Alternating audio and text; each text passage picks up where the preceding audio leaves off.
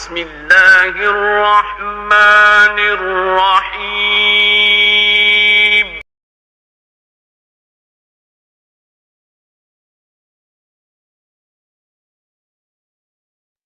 السلام عليكم ورحمة الله وبركاته. بسم الله الرحمن الرحيم. الحمد لله رب العالمين والصلاة والسلام على سيد المرسلين وعلى آله وأصحابه وأتباعه إلى يوم الدين. أما بعد. മഹാനായ ഉസ്മാൻ റളിയല്ലാഹു അൻഹുവിൻ്റെ വഫാത്തുമായി അഥവാ അദ്ദേഹത്തിൻ്റെ ഷഹാദത്തുമായി ബന്ധപ്പെട്ട ഭാഗമാണ് ഇമാം ഗസ്സാലി ഇവിടെ ചുരുങ്ങിയ രൂപത്തിൽ വിവരിക്കുന്നത്. അതിനു മുമ്പ് ഉസ്മാൻ റളിയല്ലാഹു അൻഹു ആരായിരുന്നു, ഇസ്ലാമിൽ അദ്ദേഹത്തിൻ്റെ സ്ഥാനം എന്താണ് എന്നെല്ലാം ഒന്ന് ഓർത്തു വയ്ക്കുന്നത് നല്ലതാണ്. സയ്യിദുനാ ഉസ്മാൻ റളിയല്ലാഹു അൻഹു മിനസ്സാബിഖീനൽ അവ്വലീൻ, തുടക്കകാലത്ത് തന്നെ ഇസ്ലാമിലേക്ക് വന്ന, പരിശുദ്ധ മുഹമ്മദി ശരീഅത്തിലേക്ക് കടന്നു വന്ന 7 പേരിൽ ഒരാളാണ് മഹാനായ ഉസ്മാൻ റളിയല്ലാഹു അൻഹു. സയ്യിദുനാ അബൂബക്കർ സിദ്ദീഖ് റളിയല്ലാഹുവിൻ്റെ കരം ഗ്രഹിച്ചാണ് അദ്ദേഹം ഇസ്ലാമിലേക്ക് വന്നത്. തിരുനബി സല്ലല്ലാഹു അലൈഹി വസല്ലം അദ്ദേഹത്തിനെ കുറിച്ച് ഒരുപാട് സന്തോഷ വർത്തമാനങ്ങൾ പറഞ്ഞിട്ടുണ്ട്. ഒന്നാമത് അദ്ദേഹം മിനൽ അശറത്തുൽ മുബശ്ശറത്തി ബിൽ ജന്ന, സ്വർഗം കൊണ്ട് സന്തോഷ വർത്തമാനം അറിയിക്കപ്പെട്ട 10 പേരിൽ ഒരാളാണ്, അഥവാ മൂന്നാമനാണ് ഉസ്മാൻ റളിയല്ലാഹു അൻഹു. ഉസ്മാനും ഫിൽ ജന്ന എന്ന് പറഞ്ഞിട്ടുണ്ട്.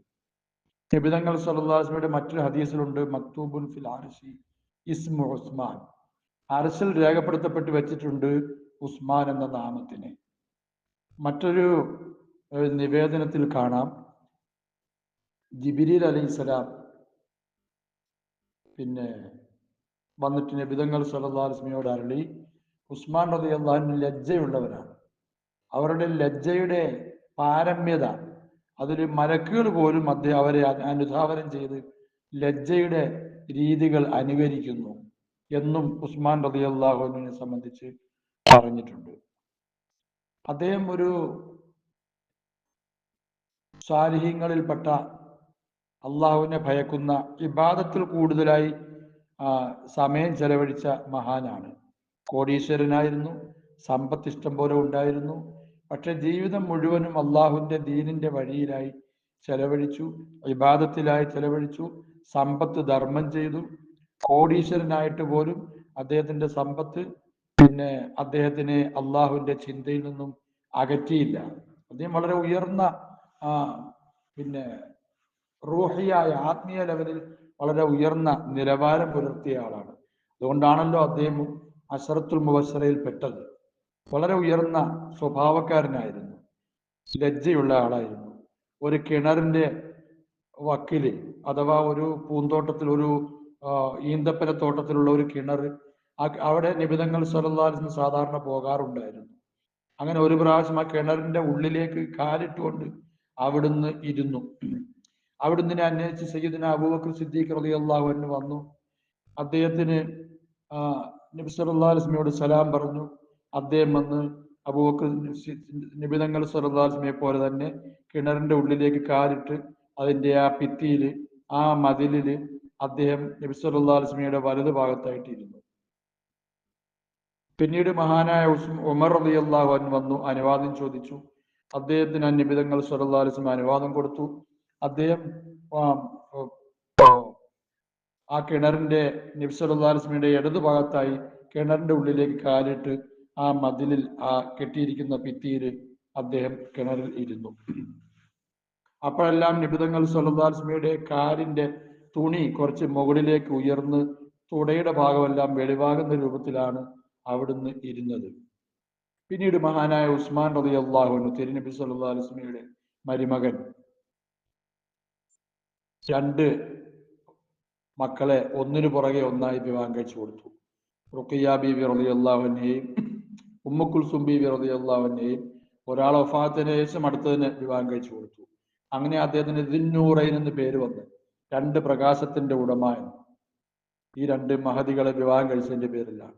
2 പേരും മരിച്ചപ്പോൾ നബി സല്ലല്ലാഹു അലൈഹി വസല്ലം പറഞ്ഞു, എനിക്ക് ഇനി മക്കളുണ്ടെങ്കിൽ ഇനിയും ഞാൻ ഉസ്മാനെ വിവാഹം കഴിച്ചു കൊടുക്കും.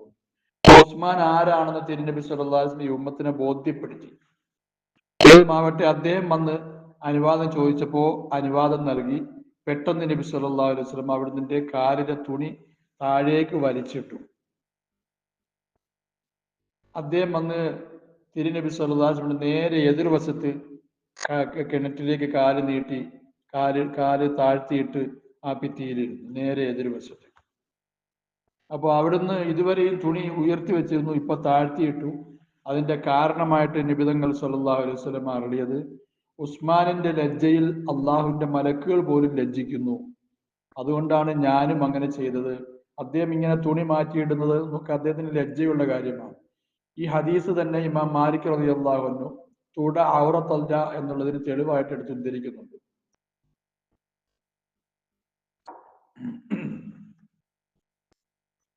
അപ്പോൾ തിരുനബി സല്ലല്ലാഹു അലൈഹി വസല്ലമയുമായി അദ്ദേഹത്തിന്റെ ബന്ധം, ആ കിണറിലുള്ള ആ ചുറ്റുവട്ടത്തുള്ള ഇരുത്തം, ഈ മഹാന്മാരുടെ അന്ത്യവിശ്രമം എങ്ങനെയാണെന്നുള്ളതിലേക്ക് സൂചനയാണെന്ന് മഹാന്മാർ പറയുന്നുണ്ട്.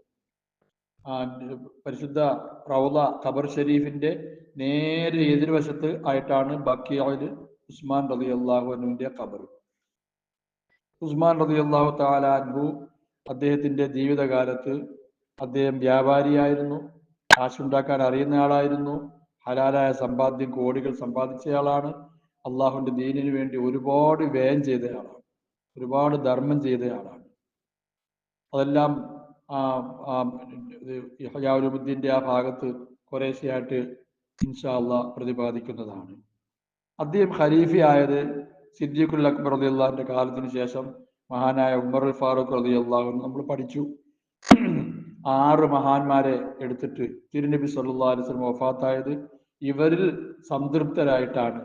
ഈ 6 പേരിൽ ഒരാളെ നിങ്ങൾ ഖലീഫയാക്കണം എന്നാണ് നബി ഉമറുൽ ഫാറൂഖ് റളിയല്ലാഹു അൻഹു വസിയത്ത് ചെയ്തത്. അബ്ദുറഹ്മാൻ ബിൻ ഔഫ് റളിയല്ലാഹുവിന്റെ വാക്ക് നിങ്ങൾ സ്വീകരിക്കണമെന്നും പറഞ്ഞു വേറൊരു ഹദീസിലുണ്ട്. അദ്ദേഹത്തിന്റെ വാക്ക് വേണം സ്വീകരിക്കാൻ. അതായത് 6 പേര് 2 ഭാഗത്തായിട്ട് നിൽക്കുകയാണെങ്കിൽ ഒരാളുടെ വിഷയത്തിൽ അബ്ദുറഹ്മാൻ ബിൻ ഔഫ് ആരുടെ ഭാഗത്താണോ അതിനെ സ്വീകരിക്കണം. അപ്പൊ പിന്നെ ജനങ്ങളെല്ലാവരും കൂടെ, മറ്റ് സഹാബത്ത് ഈ 5 പേരും കൂടെ അബ്ദുറഹ്മാൻ ഔഫ് റളിയല്ലാഹുവിനെ ഏൽപ്പിച്ചു ഒരു ഖലീഫയെ എടുക്കാനുള്ള. അദ്ദേഹം എല്ലാവരോടും ആലോചിച്ച്, ഇവരോട് തന്നെ ആലോചിച്ച്, നിങ്ങൾ ഖലീഫയാകുകയാണെങ്കിൽ എങ്ങനെയായിരിക്കും? അള്ളാഹും റസൂലിന്റെ പരിശുദ്ധമായ സുന്നത്തും വിശുദ്ധ ഖുർആനും പരിശുദ്ധമായ സുന്നത്തും സിദ്ദീഖുൽ അക്ബറിന്റെയും ഉമറുൽ ഫാറൂഖിന്റെയും മാതൃകയും അനുകരിച്ച് മുമ്പോട്ട് പോകുമോ എന്ന് ഇവരോടൊക്കെ ചോദിച്ചു. അലി റളിയല്ലാഹുവിനെയും ഉസ്മാൻ റളിയല്ലാഹുവിനുമാണ് ഉസ്മാൻ അബ്ദുറഹ്മാൻ ഔഫ് റളിയല്ലാഹു പ്രത്യേകം നോട്ടമിട്ടത്. അപ്പോൾ അലി റളിയല്ലാഹുവിന്റെ ഭാഗത്ത് നിന്ന് അദ്ദേഹം പറഞ്ഞത്, ഞാൻ അള്ളാഹുവിന്റെ കിതാബ് അനുസരിച്ചും തിരുനബി സല്ലല്ലാഹു അലൈഹി വസല്ലമയുടെ സുന്നത്ത് അനുസരിച്ചും ഞാൻ വിധി പ്രസ്താവിക്കും. ബാക്കി 2 പേരുടെ മാതൃക സ്വീകരിക്കുമോ എന്ന് ചോദിച്ചപ്പോൾ, ഞാൻ എൻ്റെ യുക്തി അനുസരിച്ച് മനസ്സിലാക്കി അള്ളാഹു എനിക്ക് നൽകിയ ബുദ്ധി അനുസരിച്ച് ഞാൻ ഇജ്തിഹാദ് ചെയ്ത് ചെയ്യും എന്നാണ് പറഞ്ഞത്. അവർ 2 പേരുടെയും മാതൃകയാക്കുമെന്ന് അദ്ദേഹം പറഞ്ഞില്ല. അതുകൊണ്ട് തന്നെ ഉസ്മാൻ റളിയല്ലാഹുവിനോട് പിന്നീട് അബ്ദുറഹ്മാൻ ഔഫ് റളിയല്ലാഹു ചോദിച്ചു. അബ്ദുറഹ്മാൻ ഔഫ് റളിയല്ലാഹു അൻഹുവിന് ഉസ്മാൻ റളിയല്ലാഹു അൻഹു അള്ളാഹുവിന്റെ കിതാബിലും അവന്റെ റസൂലിന്റെ സുന്നത്തിലും സ്വല്ലല്ലാഹു അലൈഹി വസല്ലം ഈ 2 മഹാന്മാരുടെ മാതൃകയുമായിട്ട് ഞാൻ മുമ്പോട്ട് പോകുമെന്ന് അദ്ദേഹം വാക്കുകൊടുത്തു. അങ്ങനെ അദ്ദേഹത്തിന്റെ കൈപിടിച്ച് ബൈഅത്ത് ചെയ്തു. അങ്ങനെ അദ്ദേഹം ഖലീഫയായി. അദ്ദേഹം ഖലീഫയായി കഴിഞ്ഞപ്പോൾ ചെറിയ ചെറിയ ചില പ്രശ്നങ്ങൾ ഉയർന്നു വരാൻ തുടങ്ങി. ഞാൻ കഴിഞ്ഞ പാഠത്തിൽ സൂചിപ്പിച്ചിരുന്നു, മഹാനായ ഉമറുൽ ഫാറൂഖ് റളിയല്ലാഹു തആല അൻഹു ഫിത്നയുടെ കവാടമാണ് കൊട്ടി അടയ്ക്കപ്പെട്ടത്. അത് തല്ലിപ്പൊളിക്കുകയാണോ തുറക്കുകയാണോ ചെയ്യുന്നതെന്ന് അദ്ദേഹം ചോദിച്ചപ്പോൾ ഹുദൈഫത്ത് ബിൻ യമാൻ പറഞ്ഞത് തല്ലിപ്പൊളിക്കുകയാണെന്ന്. അഥവാ അദ്ദേഹം ഷഹീദായപ്പോ അത് കുത്തിപ്പൊളിച്ചതാണല്ലോ, ഇനി ആ വാതിൽ അടയില്ല, ഫിത്ന വർദ്ധിക്കും. അദ്ദേഹം ഫിത്നയുടെ കവാടമായിരുന്നു, ഫിത്ന കടന്നു വരാതെ കൊട്ടി അടയ്ക്കപ്പെട്ട കവാടമായിരുന്നു. അദ്ദേഹത്തിന്റെ ജീവിതകാലത്ത് ഫിത്ന ഉണ്ടാകത്തേയില്ല, അങ്ങനെയായിരുന്നു. മഹാനായ ഉമറുൽ ഫാറൂഖ് റളിയല്ലാഹു തആല അൻഹു ഖാലിദ് ഇബ്നുൽ വലീദ് റളിയല്ലാഹു അൻഹുവിനെ സൈന്യാധിപ സ്ഥാനത്ത് നിന്ന് നീക്കിയ ഒരു സംഭവമുണ്ട്, പ്രമാദമായ സംഭവമാണ്. അതില് ഖാലിദ് റളിയല്ലാഹു അൻഹുവിനെ ഇളക്കി, ഉമറുൽ ഫാറൂഖിനെതിരെ ഇളക്കി വിടാൻ ചില തൽപര കക്ഷികളൊക്കെ ശ്രമിച്ചു. ഖാലിദ് റളിയല്ലാഹു അൻഹു, നീ ഉമർ കാണിച്ച എന്താണ്? വേണ്ടാത്ത പണിയല്ലേ കാണിച്ചത്, ഇത്തരം പണിയൊക്കെ ചെയ്യാവോ? നിങ്ങളല്ലേ ഇവിടെ ഏറ്റവും യോഗ്യൻ നേതൃസ്ഥാനത്തിന്, അത് നമുക്ക് നടപടിയെടുക്കണം, ഫിത്തിനയാണല്ലോ, ഫിത്തിനയുടെ വഴിക്കാണല്ലോ ഉമറിന്റെ പോക്ക്. മഹാനായ ഖാലിദ് റളിയല്ലാഹു അൻഹു പറഞ്ഞു, ഒന്നാമതായി ഞാൻ യുദ്ധം ചെയ്യുന്നത് ഉമറിന് വേണ്ടിയല്ല, ഞാൻ അള്ളാഹുവിന് വേണ്ടിയാണ് യുദ്ധം ചെയ്യുന്നത്. ജിഹാദ് ചെയ്യുന്ന അള്ളാഹുവിന് വേണ്ടിയാണ്. മറ്റൊന്ന്, ഉമറിന്റെ കാലത്ത് ഫിത്തിന ഉണ്ടാവുകയില്ല. ഉമറിന്റെ കാലത്ത് ഫിത്തിന ഉണ്ടാവുകയില്ല. അദ്ദേഹത്തിന്റെ ഭാഗത്തുനിന്ന് ഫിത്തിന ഉണ്ടാവില്ല, അദ്ദേഹത്തിന്റെ കാലത്തും ഫിത്തിന ഉണ്ടാവില്ല ഈ ഉമ്മത്തിന് എന്നാണ് ഖാലിദ് റളിയല്ലാഹു അൻഹു പറഞ്ഞത്. എന്നാൽ ഉസ്മാൻ അദ്ദേഹത്തിന്റെ വഫാത്തോടുകൂടി, അദ്ദേഹത്തിന്റെ ഷഹാദത്തോടുകൂടെ ഉസ്മാൻ റളിയല്ലാഹു അൻഹു ഖലീഫയായി കഴിഞ്ഞപ്പോൾ പല സ്ഥലങ്ങളിൽ നിന്നും പല ഫിത്തിനകൾ ഇങ്ങനെ പൊന്താൻ തുടങ്ങി. ആ ഫിത്തിനകൾ അദ്ദേഹത്തിനെ തിന്മയിലേക്ക്, അദ്ദേഹത്തിന്റെ ഷഹാദത്തിലേക്ക് എത്തുന്ന രൂപത്തിലുള്ള ഫിത്തിനകൾ ഉയർന്നു പൊങ്ങാൻ തുടങ്ങി. പല പ്രശ്നങ്ങളും ഉണ്ടായി പല ഭാഗത്തു നിന്നും. ഒന്നാമത് ഉമറുൽ ഫാറൂഖ് റളിയല്ലാഹു അൻഹുവിന്റെ പ്രവർത്തനത്തിൽ നിന്നും വിഭിന്നമായി ഉസ്മാൻ റളിയല്ലാഹു അൻഹു കുറച്ചുകൂടെ ശാന്തനായിരുന്നു. അദ്ദേഹത്തിന്റെ മുമ്പിൽ തല ഉയർത്താൻ ആൾക്കാർക്ക് ധൈര്യം കൂടുതൽ വരാൻ കാരണം അതാണ്. മറ്റൊന്ന്, സഹാബാക്കൾപ്പെട്ട പ്രധാനപ്പെട്ട സഹാബാക്കളെ എല്ലാം ഉമർ റളിയല്ലാഹു അൻഹു മദീനയിൽ തന്നെ ഒതുക്കിയിരുത്തി, വേറെ ഒരു സ്ഥലത്തേക്കും പോകാൻ അനുവദിച്ചില്ല. നിങ്ങൾ അള്ളാഹു റസൂലിന്റെ സഹാബത്താണ്, നിങ്ങൾ നമ്മുടെ മുഷാവറ അംഗമാണ്, ഇവിടുന്ന് പോകാൻ പാടില്ല എന്ന്. എന്നാൽ ഉസ്മാൻ റളിയല്ലാഹുവിന്റെ കാലമായപ്പോൾ അതിന് ഒരു മാറ്റം വന്നു. പ്രധാനപ്പെട്ട സഹാബാക്കൾ മറ്റ് നാടുകളിലേക്ക് പോയി. ഭ്രാന്തദർശിയായ ഉമറുൽ ഫാറൂഖ് റളിയല്ലാഹു അൻഹു സഹാബത്തിനെ വിടാതിരിക്കാൻ കാരണമുണ്ട്. സഹാബത്ത് വേറെ പല നാടുകളിലേക്ക് പോകുമ്പോൾ വിവിധ ചിന്താധാരകളുള്ള ആൾക്കാർ ഓരോ ആൾക്കാരെ ഫാൻസ് ആക്കും. അങ്ങനെ ഓരോ സഹാബിയുടെ കീഴിൽ ഇങ്ങനെ ഓരോ പ്രശ്നങ്ങൾ ഉണ്ടാകും. അത് ഫാൻസുകൾ വന്നിട്ട്, സംഘങ്ങൾ വന്നിട്ട് പ്രശ്നമുണ്ടാകാൻ സാധ്യതയുണ്ട്. ഇതാണ് ഉമറുൽ ഫാറൂഖ് റളിയല്ലാഹു അൻഹു വിടാതിരിക്കാൻ കാരണം. എന്നാൽ ഉസ്മാൻ റളിയല്ലാഹുവിന്റെ കാലമായപ്പോൾ പ്രധാനപ്പെട്ട സഹാബാക്കളെല്ലാം പല ഭാഗത്തേക്കും പോകുന്ന ഒരു സംഭവം ഉണ്ടായി. ചിലർ കൂഫയിലേക്ക്, ചിലർ ബസറയിലേക്ക്, ചിലർ ഡമാസ്കസിലേക്ക്, ഇങ്ങനെ പല ഭാഗത്തിലേക്ക് പ്രധാനപ്പെട്ട സഹാബാക്കൾ പോയി. ഉമറുൽ ഫാറൂഖ് റളിയല്ലാഹു അൻഹു അബ്ദുല്ലാഹിബ്നു മസ്ഊദ് റളിയല്ലാഹു അൻഹു അയച്ചിട്ടുണ്ട് കൂഫയിലേക്ക് ദീൻ പഠിപ്പിക്കാൻ. അങ്ങനെ അല്ലാതെ മൊത്തത്തിൽ സഹാബാക്കളെ വിടുന്ന പരിപാടി ഉമറുൽ ഫാറൂഖിന്റെ കാലത്ത് ഉണ്ടായിരുന്നില്ല. ഉസ്മാൻ റളിയല്ലാഹുവിന്റെ കാലത്ത് അങ്ങനെ അതിന് മാറ്റം വന്നു. അപ്പോൾ സഹാബാക്കൾ, പ്രധാനപ്പെട്ട സഹാബാക്കൾ വെളിയിൽ പോയത് അത് തൽപര കക്ഷികൾ അവരെ പിടിച്ച് ഫിത്തിനയിലാകുന്നതിന് ഒരു കാരണം അതാണ്. പല പ്രശ്നങ്ങളും ഉണ്ടായി. അതായത് ഇറാനികൾ അഥവാ പേർഷ്യക്കാര് അവരെ കീഴടക്കപ്പെട്ടതാണല്ലോ, കീഴടങ്ങി നിവൃത്തിയില്ലാണ്ട് ഇസ്ലാമിലേക്ക് വന്നവരാണ്. അവരിൽപ്പെട്ട പലരും ദീനിന് വിരുദ്ധമായ പലതും ചെയ്തുകൊണ്ടേയിരുന്നു. റാഫിദി സംഘം തന്നെ ഇവരുടെ സൃഷ്ടിയാണ്.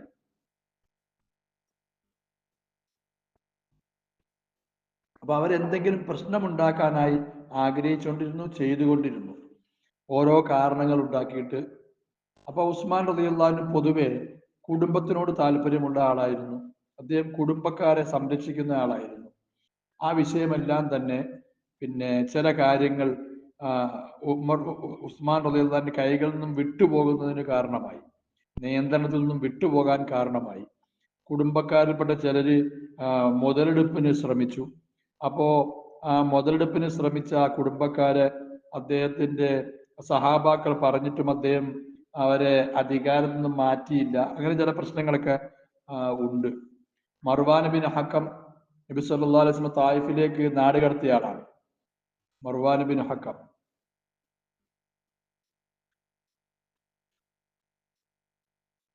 മർവാൻ ബിൻ ഹക്കമിനെയും പുള്ളിയുടെ പിതാവിനെയുമാണ് നാട് കടത്തിയത്. മർവാൻ ബിൻ ഹക്കം ചെറുതായിരുന്നു, ചെറിയ ആളായിരുന്നു. ഉസ്മാൻ അള്ളാഹിന്റെ കുടുംബക്കാരനാണ്. നാട് കടത്തുമ്പോൾ ഇദ്ദേഹം ചെറിയ കുട്ടിയായിരുന്നു. ഉസ്മാൻ റളിയല്ലാഹുവിന്റെ കാലം വന്നപ്പോൾ അദ്ദേഹത്തിനെ അവിടെ നിന്നും തിരിച്ചു കൊണ്ടിരുന്ന ഒരു സംഭവം ഉണ്ടായി. ഇത് സഹാബാക്കളുടെ ചെറിയ വിമർശനത്തിന് കാരണമായി. അദ്ദേഹം നല്ല ചിന്തയിൽ തന്നെ ചെയ്തതാണ്, പക്ഷെ അത് പ്രശ്നങ്ങൾക്ക് കാരണമായി. കാരണം ഈ മർവാന്റെ ഭാഗത്തു നിന്നും ചില പ്രശ്നങ്ങളൊക്കെ ഉണ്ടായിട്ടുണ്ട്. ഉസ്മാൻ റളിയല്ലാഹുവിന്റെ കൊലപാതകത്തിലേക്ക് എത്തിയ പ്രശ്നം തന്നെ മർവാനിലൂടെ ഉണ്ടായതാണ്. അങ്ങനെ പല പ്രശ്നങ്ങളും ഉണ്ടായി. തൽപര കക്ഷികൾ അദ്ദേഹത്തിനെതിരെ പല വേണ്ടാത്ത ആരോപണങ്ങൾ, ദുരാരോപണങ്ങൾ ഉന്നയിക്കാൻ തുടങ്ങി. ആ ദുരാരോപണങ്ങളിലൂടെ ഉസ്മാൻ റളിയല്ലാഹു തആല അൻഹു ആ ദുരാരോപണങ്ങളിലൂടെ അദ്ദേഹം കുഴപ്പക്കാരനാണെന്ന് വരുത്തി തീർക്കാൻ തൽപര കക്ഷികൾക്ക് സാധിച്ചു എന്നുള്ളതാണ് ഒരു വസ്തുത. ഇൻഷാ അല്ലാഹ് ബാക്കി കുറച്ച് കാര്യങ്ങൾ കൂടെ പറയാനുണ്ട്. അത് കഴിഞ്ഞിട്ട് നമുക്ക് ക്ലാസ്സിലേക്ക് കടക്കാം.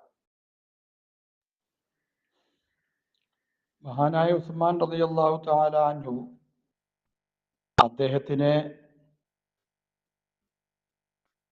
സംബന്ധിച്ച് വേണ്ടാത്ത ആരോപണങ്ങൾ നേരത്തെ പറഞ്ഞ പോലെ ഇറാനികളും മറ്റും പറഞ്ഞുണ്ടാക്കി. ആരോപണങ്ങൾക്ക് കഴമ്പുള്ളതല്ല ആലോചിക്കുമ്പോൾ, എല്ലാത്തിനും ന്യായീകരണമുള്ളതാണ്. അങ്ങനെയുള്ള ആരോപണങ്ങളാണ് അദ്ദേഹത്തിനെതിരെ അവർ നിരത്തിയത്. ഒരു 14ഓളം ആരോപണങ്ങൾ അദ്ദേഹത്തിനെതിരെ വന്നിട്ടുണ്ട്. അതിൽപ്പെട്ട ഒന്നാണ് മഹാനായ ഒരു സഹാബിവര്യനെ അദ്ദേഹം നാട് കടത്തിയതായിട്ട് ബന്ധപ്പെട്ട് അബൂദർ അൽ ഗിഫാരി റളിയല്ലാഹു അൻഹു. അബൂദർ അൽ ഗിഫാരി റളിയല്ലാഹു അൻഹുവിനെ അദ്ദേഹം നാട് കടത്തി എന്ന് പറഞ്ഞൊരു പ്രചരണം, ഒരു കുപ്രചരണം, ദുഷ്പ്രചരണം ഉണ്ടായി.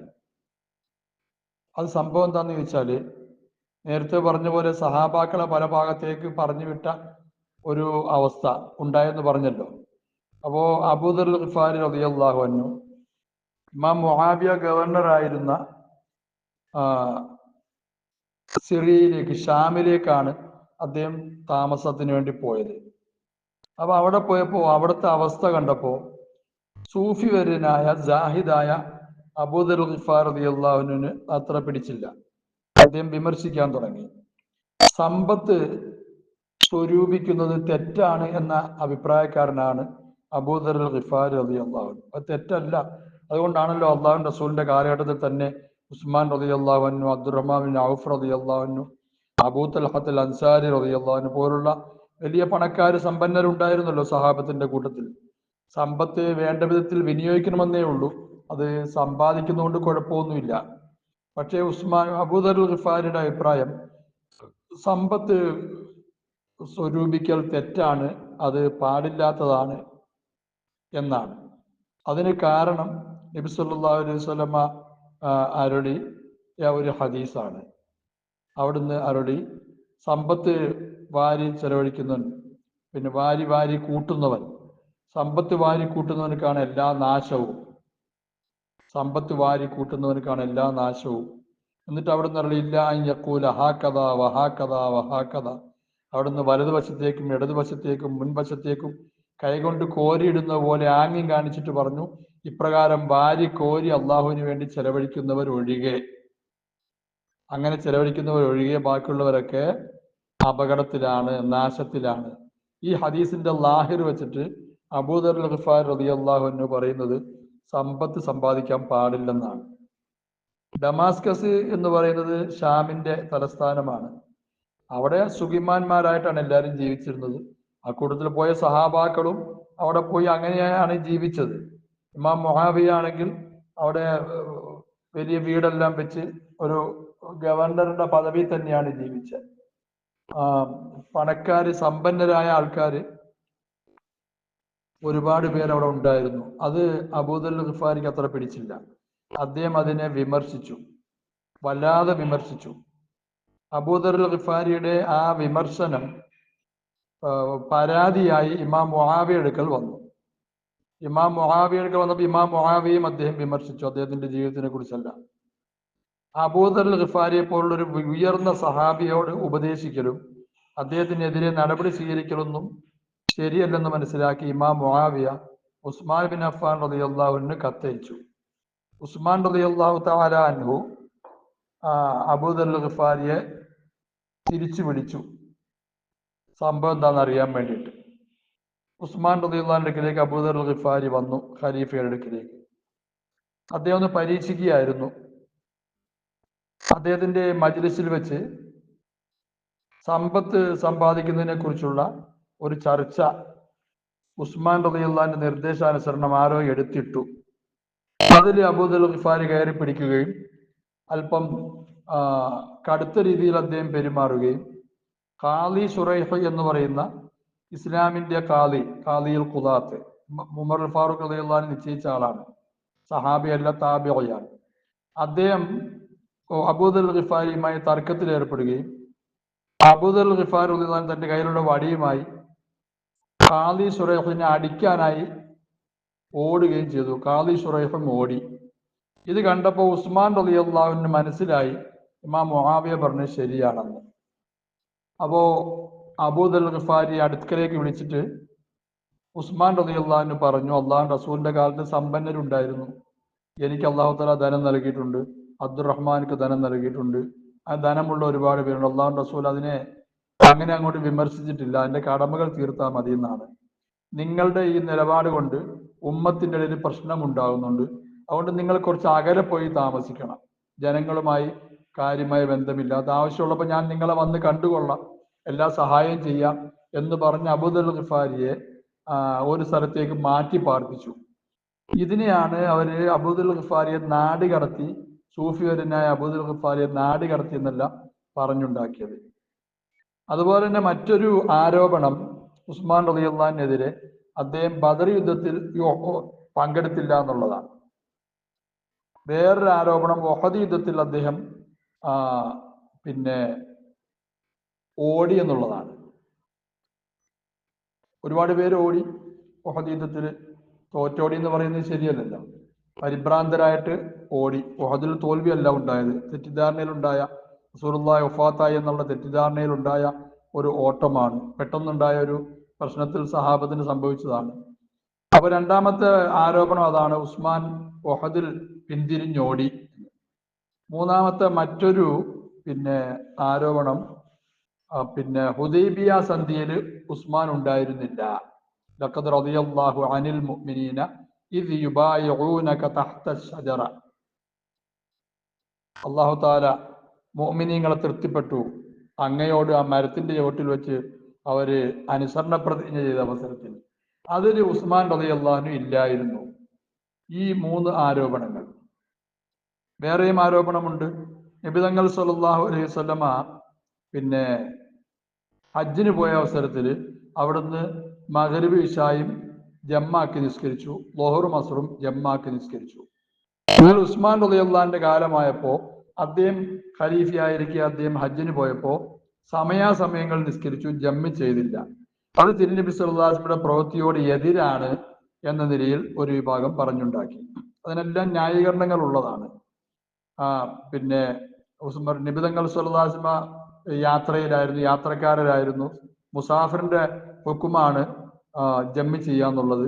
ഉസ്മാൻ റളിയല്ലാഹു അൻഹു അവിടെ നിന്ന് മക്കയിൽ നിന്ന് വന്ന് വിവാഹം കഴിച്ചിരുന്നു, മദീനയിൽ നിന്ന് വന്ന് മക്കയിൽ വിവാഹം കഴിച്ചിരുന്നു. അപ്പൊ മക്കക്കാരനായി അദ്ദേഹം മുത്തവത്തിനായി വീണ്ടും. അപ്പൊ അങ്ങനെയുള്ള ഒരാൾക്ക് ജമ്മ് പാടില്ലെന്നുള്ള നിരീക്ഷണമായിരുന്നു ഉസ്മാൻ റളിയല്ലാഹു അൻഹു ഉണ്ടായിരുന്നത്. അതുകൊണ്ട് അദ്ദേഹം ജമ്മി ചെയ്യാതിരുന്നത്. ഈ ബദറിന്റെയും ഉഹദിന്റെയും അതുപോലെ തന്നെ ഹുദൈബിയ സന്ധിയുടെയും സംഭവം ഒരു ഹദീസിൽ വന്നിട്ടുണ്ട്. ഇദ്ദേഹത്തിനെ സംബന്ധിച്ച ആരോപണങ്ങൾ ഇങ്ങനെ ഓരോന്ന് പറഞ്ഞു കൂട്ടി പരസ്യമാക്കുകയാണ്. അതായത് ഇദ്ദേഹത്തിനെ കൊല്ലൽ അനുവദനീയമാണ് എന്ന നിലയിൽ ആക്കി തീർക്കുകയാണ് തലപ്പര കക്ഷികൾ. ഫാസിസ്റ്റ് ശക്തികൾ മുസ്ലിമീങ്ങളെ തീർക്കൽ ആവശ്യമാണെന്നുള്ളതിന് തെളിവായിട്ട് ഓരോന്ന് പറഞ്ഞ് ജനങ്ങളുടെ മനസ്സിലേക്ക് കയറ്റുന്നത് പോലെ അന്നും ആ ഫിത്തിനെല്ലാം കയറി. ഇബ്നു ഉമർ റളിയല്ലാഹു അൻഹുവിന്റെ അടുക്കലേക്ക് ഒരു ഹജ്ജ് വേളയിൽ ഒരാൾ വന്നിട്ട്, ഇറാഖി, ആ ഭാഗക്കാരനാണ്, ഈ പറഞ്ഞ ഇറാൻ ആ ഭാഗത്ത് നിന്ന് വന്ന, പേർഷ്യൻ ഭാഗത്ത് നിന്ന് വന്ന ആളാണ്. അയാൾ വന്നിട്ട് ഇബ്നു ഉമറിനോട് ചോദിച്ചു, ഉസ്മാൻ ബദറിൽ പങ്കെടുത്തോ? ഇബ്നു ഉമർ പറഞ്ഞു, ഇല്ല, ബദറിൽ അദ്ദേഹം പങ്കെടുത്തില്ല. ഉസ്മാൻ റളിയല്ലാഹു അൻഹു ഉഹദില് പിന്തിരിഞ്ഞോടിയോ? ഇബ്നു ഉമർ പറഞ്ഞു, അതെ, അദ്ദേഹം പിന്തിരിഞ്ഞോടി. വീണ്ടും അയാൾ ചോദിച്ചു, ഉസ്മാൻ ഹുദൈബിയയിൽ പങ്കെടുത്തോ? അദ്ദേഹം പങ്കെടുത്തില്ല. അപ്പോ അല്ലാഹു അക്ബർ അൽഹംദുലില്ലാ എന്നൊക്കെ ഇയാൾ പറയാൻ തുടങ്ങി. പിന്തിരിഞ്ഞു പോയപ്പോൾ ഇബ്നു ഉമർ റളിയല്ലാഹു അൻഹു തിരിച്ചു വിളിച്ചു, ഇങ്ങോട്ട് വാ, കുറച്ച് കാര്യം കേട്ടിട്ട് പോ. അദ്ദേഹം ബദറിൽ പങ്കെടുക്കാതിരിക്കാൻ കാരണം തിരുനബി സല്ലല്ലാഹു അലൈഹി വസല്ലമയുടെ പുന്നാര മോൾ റുഖിയ ബീവി റളിയല്ലാഹു അൻഹയാണെന്ന് തോന്നുന്നു. രോഗാവസ്ഥയിലായിരുന്നു, മരണരോഗത്തിൽ. തിരുനബി സല്ലല്ലാഹു അലൈഹി വസല്ലം ബദറിൽ പങ്കെടുക്കുന്നതിന് അദ്ദേഹത്തിനെ തടഞ്ഞു. അദ്ദേഹത്തിന് തന്റെ മകളുടെ ശുശ്രൂഷയ്ക്ക്, ഭാര്യയുടെ, ഉസ്മാൻ റളിയല്ലാഹുവിന്റെ ഭാര്യയാണല്ലോ, ശുശ്രൂഷയിലായിട്ട് നബി സല്ലല്ലാഹു അലൈഹി വസല്ലം നിലനിർത്തിയതാണ്. അതുകൊണ്ട് തന്നെ അദ്ദേഹത്തിന് നബി തങ്ങൾ സല്ലല്ലാഹു അലൈഹി വസല്ലം ബദരീങ്ങളിൽ പെടുത്തുകയും ചെയ്തു. ബദരീങ്ങൾക്കുള്ള എല്ലാ സ്ഥാനവും ഉസ്മാൻ റളിയല്ലാഹു അൻഹു അല്ലാഹുവിന്റെ റസൂൽ വകവെച്ചു കൊടുത്തു. അപ്പൊ പിന്നെ അത് തെറ്റല്ലല്ലോ എന്ന് ഇബ്നു ഉമർ റളിയല്ലാഹു അൻഹു അതിന് മറുപടിയായിട്ട് പറഞ്ഞു. അതുപോലെ തന്നെ ഉഹദിൽ അദ്ദേഹം ഓടി എന്ന് പറഞ്ഞത്, നിങ്ങൾ എന്തിനാണ് അത് വലിയ കാര്യമാക്കുന്നത്? അള്ളാഹു താല എല്ലാവർക്കും അത് മാപ്പ് നൽകിയിരിക്കുകയല്ലേ. വിശുദ്ധ ഖുർആൻ അഫല്ലാഹു അൻഹും, അള്ളാഹു അവർക്ക് മാപ്പ് നൽകിയെന്ന് ഖുർആനിൽ തന്നെ പറഞ്ഞാണ്. പിന്നെ നിങ്ങളെന്തിനാണ്?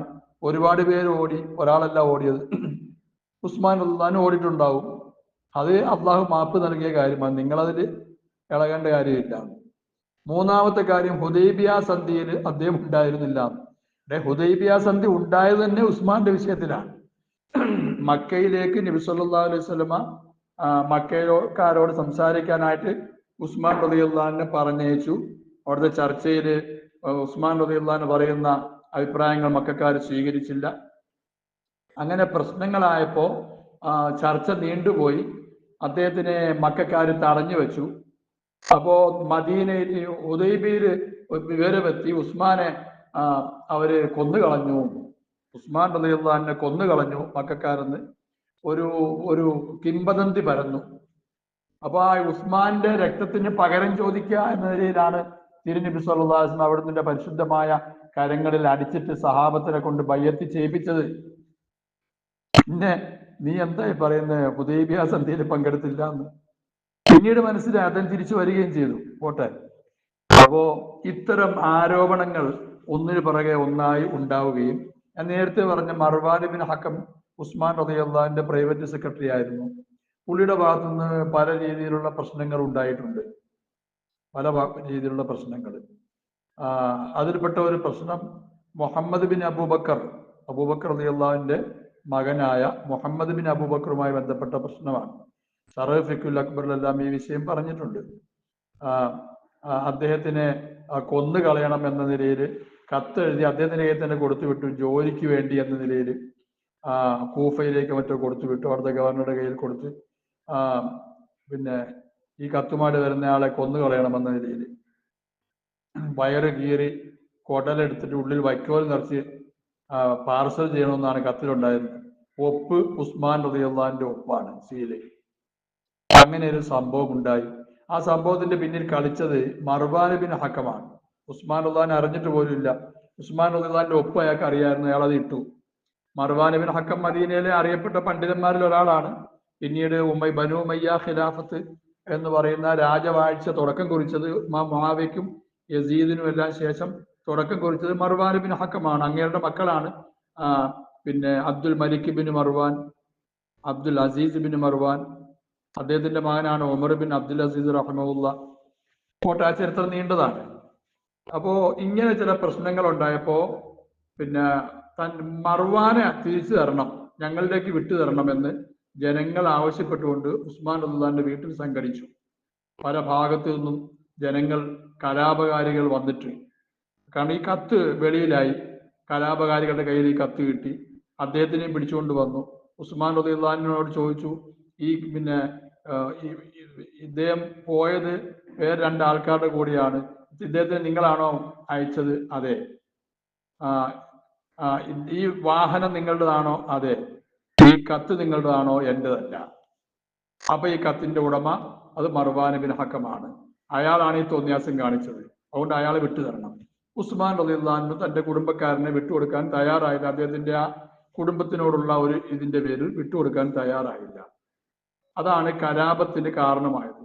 മദീനയിൽ നിന്ന് മക്കയിലേക്ക് ധാരാളം സഹാബാക്കൾ ഹജ്ജിന് പോയി.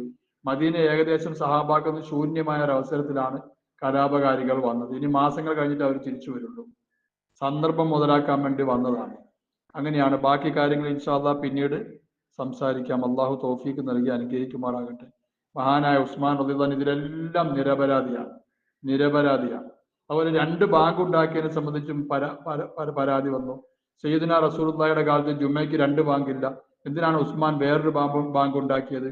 അങ്ങനെയും കലാപകാരികൾ പറഞ്ഞതിൽപ്പെട്ട ഒരു വിഷയമാണ്. അദ്ദേഹം നാട്ടിൽ ജനങ്ങൾ വർദ്ധിക്കുകയും ഒരു ബാങ്ക് കൊണ്ട് ജനങ്ങൾ ശ്രദ്ധിക്കാത്തൊരവസ്ഥ വരികയും ചെയ്തപ്പോൾ ഒരു ബാങ്ക് നേരത്തെ ഈ സമയത്തിന് മുമ്പ് ടൗണിൽ പോയി ബാങ്ക് വിളിക്കാൻ അദ്ദേഹം ഏർപ്പാടാക്കിയ പിന്നെ അലൈക്കും ബിസുന്നത്തി വസുന്നത്തുൽ ഖുലഫാഇർ റാഷിദീൻ അൽ മഹ്ദിയീൻ, എന്റെ ചര്യയും ഖുലഫാഉർ റാഷിദീങ്ങളുടെ ചര്യയും നിങ്ങൾ മുറുകെ പിടിക്കണമെന്നല്ലേ? അതിൽപ്പെട്ട ഒരാളല്ലേ ഉസ്മാൻ റളിയല്ലാഹു അൻഹു.